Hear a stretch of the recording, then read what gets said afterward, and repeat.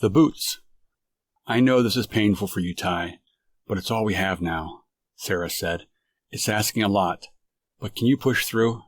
Ty Brandel had been working the contract job during the holidays to bridge the gap between permanent gigs. Money was tight and the work was tough.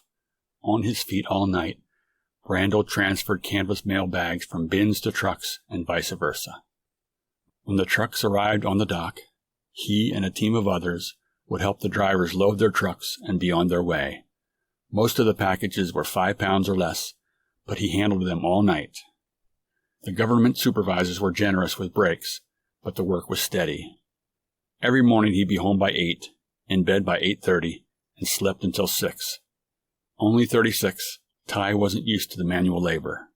Before he took the job, he bought a pair of comfortable, steel-toed boots, lying to himself that they would help. The boot insoles weren't working, and his back was aching every night.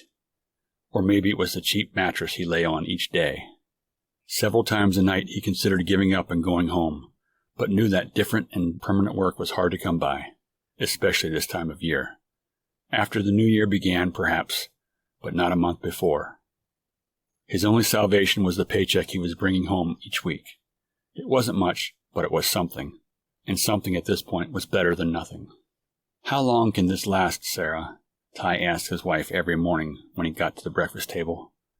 Sarah was still working for less demanding seasonal work, and knew that if she was doing what he was doing, she'd be in much worse shape given her lower back issues. Plus, they'd probably have hospital bills on top of that. "A little more, Ty. You can stop if you can't do it any longer, but I think there will come a breakthrough point." Ty knew she was right, but it didn't make the long night easier. On day 18 of his 28 contractual days, Sarah began to notice a breakthrough, even if Ty hadn't. His complaining stopped, his aches were non-existent, and he was more cheerful. 22 days into his contract, Sarah finally told Ty what she had noticed. "Yeah, that's when I figured it out too," Ty said. "Since then, my boss notified me of an opening doing similar work during the day shift, full-time with benefits after I finished the contract. I'd have to take the civil service exam, so it would take 2 or 3 months, but they want me to work for them, Sarah.